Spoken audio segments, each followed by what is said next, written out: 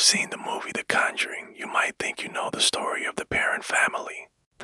Hollywood always changes the truth to make it safer for the audience. The reality of what happened in that farmhouse in Harrisville, Rhode Island was far more disturbing than any movie. It was January 1971 when Roger and Carolyn Perron moved into the old Arnold Estate with their 5 daughters. It was a massive 14-room farmhouse that seemed perfect for a large family.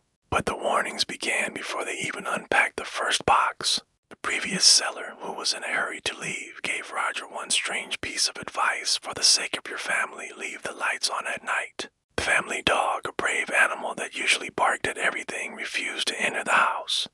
He slept outside in the freezing cold and was found dead a few days later with no visible wounds.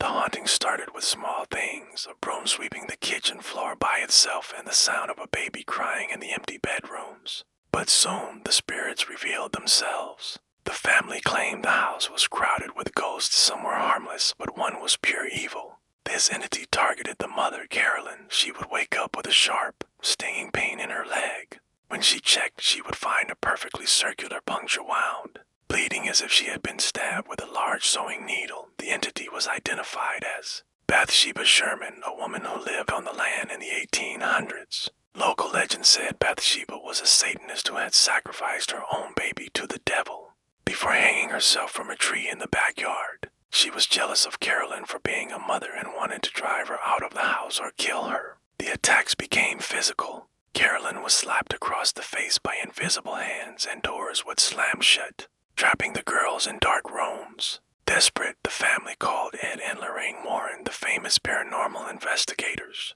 This is where real life differs from the movie and the film. There is a heroic exorcism that saves the day. In real life, the Warrens performed a seance to contact the spirits. It went horribly wrong.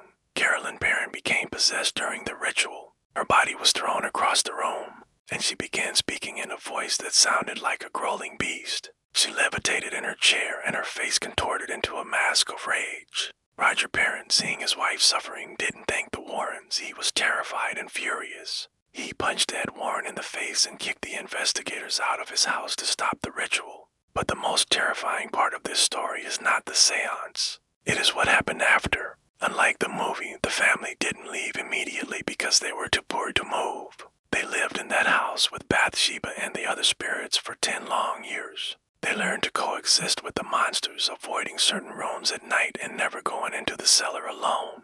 The eldest daughter, Andrea, later wrote a book saying, "No one can imagine what it is like to live in a house that hates you." The house still stands today and is still reported to be haunted by the same dark entities. Would you be brave enough to live with a demon for 10 years because you couldn't afford to move? Tell me what you would do in the comments below. And if you want to know the truth behind more horror movies, hit the like button and subscribe to the channel right now.